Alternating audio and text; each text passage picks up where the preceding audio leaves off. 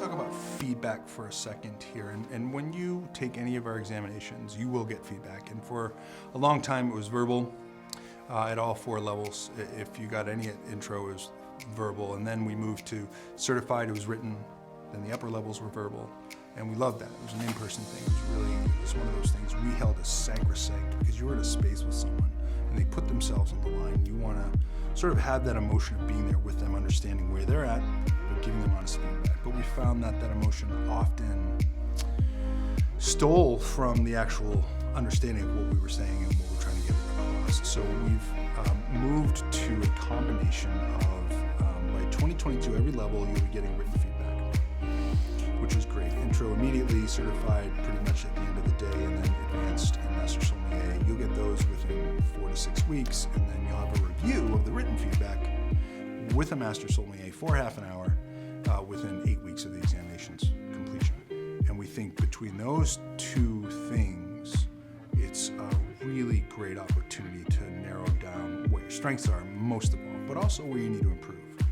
Within the feedback, we would certainly like to move, or we're going to move to, so within the feedback, we're going to move to percentage scoring for all levels within each of the sections of the examination. So if we're certified, you'll get a percentage for tasting, service, theory, and on and on through advanced and master sommelier. And within those percentages, we hope that between the percentages and the actual strengths, topics in need of focus, and then our general overview of, hey, this is what we see with you, that will give you the perspective you need and the honest answer where you're probably at. And one of the cool things that we get to do is, if over time, now hopefully if you pass all your exams the first time, you're awesome, you don't have to worry about any feedback, and that's cool. No, just kidding.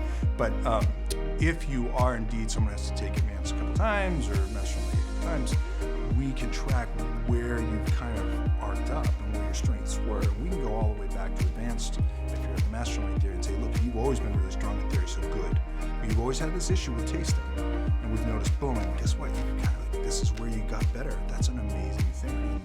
And when I think back to some of the feedback we used to give, it was always really heartfelt and there was some really good information to it. But it lacked that perspective, that arc, and I think that is something that people need to know. Am I getting better? And that's what we want.